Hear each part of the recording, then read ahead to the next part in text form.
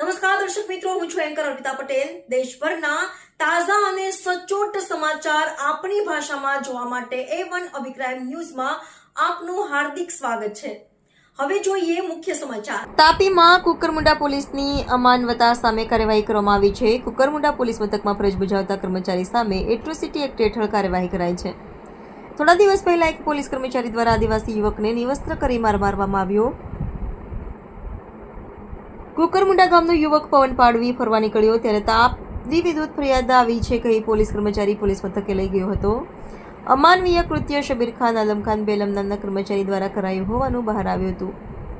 પંડિત યુવક દ્વારા અરજી અપાયા બાદ આગેવાનો દ્વારા મામલતદારને આવેદનપત્ર આપી કાર્યવાહી કરવા માંગ કરાઈ હતી.